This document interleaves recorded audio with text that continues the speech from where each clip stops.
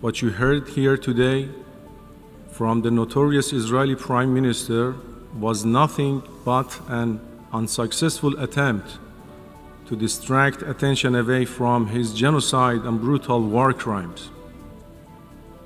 To date, in Gaza alone, he has brutally massacred more than 42,000 civilians, mostly women and children, wounded 93,000 or other civilians, destroyed critical civilian infrastructure, and demolished schools, hospitals, and mosques.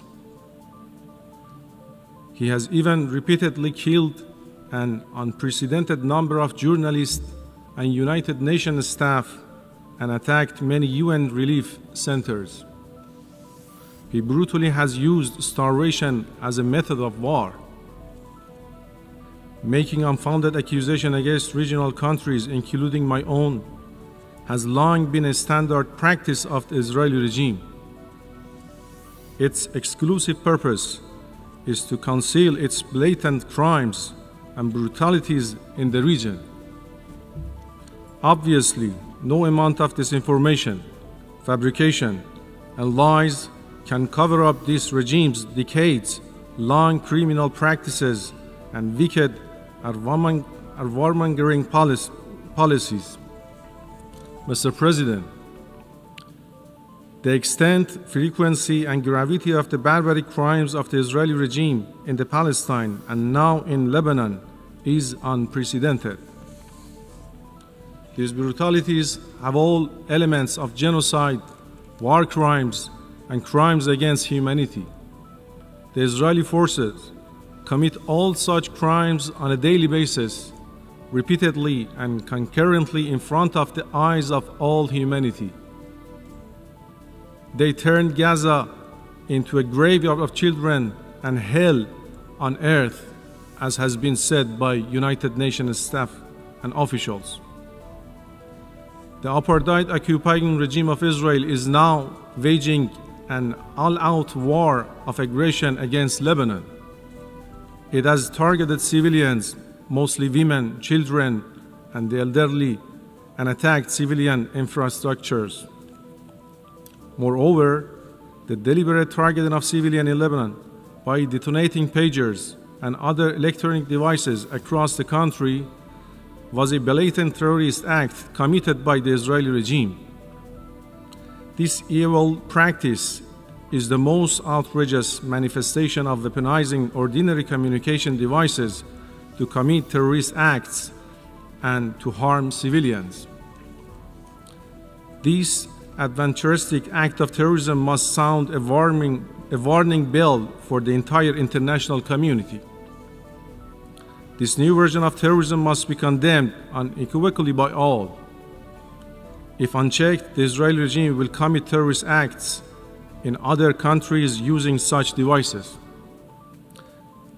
They must therefore be compelled to stop such acts of terrorism everywhere. Mr. President, the evil regime of Israel is the exclusive source of insecurity and instability in the region and beyond. Continued aggressions and crimes of this regime in Palestine and Lebanon continue to seriously threaten regional and international peace and security. Its aggression against Lebanon could not be isolated from the overall situation in the region. The Zionist regime's real and ill-intended objective is to drag the entire region into a full-scale war. The military adventurism of this criminal regime must be stopped before it becomes too late. For this terrorist regime, international humanitarian and human rights law, binding orders of the International Court of Justice, as well as the principle of humanity, mean nothing. It has persistently and flagrantly violated all principles of the United Nations and therefore does not deserve the membership of this organization. The atrocity, crimes, and genocide committed by this occupying apartheid regime must not go unpunished. Impunity would only continue to embolden this regime to persist in its pattern of war crimes, crimes against humanity, and genocide, and to commit more crimes more brutally. The international community, the United Nations, and the Security Council must take their responsibilities seriously and do whatever in their power to stop destabilizing policies and illegal practices of the Israeli regime in the volatile region of West Asia. This regime must also be held accountable for all such inhuman policies and unlawful practices. And as our Foreign Minister told today before the Security Council, Netanyahu and his criminal gang must have been arrested and prosecuted for the most heinous crimes, not to let him appear before this august body and take pride in his evil deeds. In action to prevent the brutalities of this rogue, aggressive regime that has already crossed all red lines, will further embolden it to pursue further crimes. This must be avoided. We once again strongly condemn and categorically reject the heinous attacks of the rogue regime of Israel against Palestine, Lebanon, and other regional countries.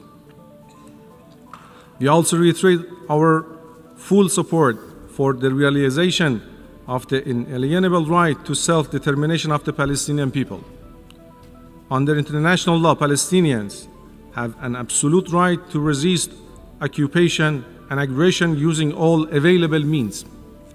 We also fully support the inherent right to self-defense of all regional nations against the aggressions of the Israeli regime.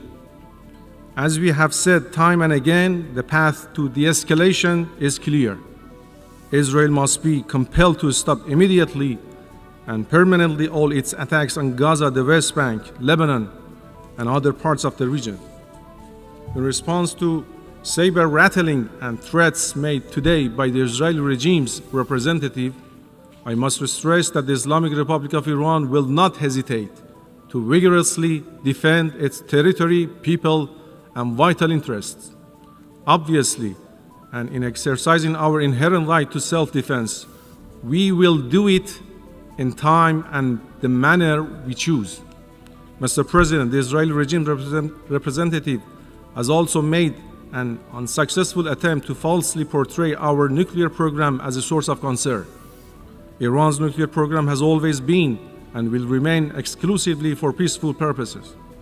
In fact, the real source of serious threat is the clandestine nuclear weapon program of the Israeli regime and its nuclear weapon arsenal.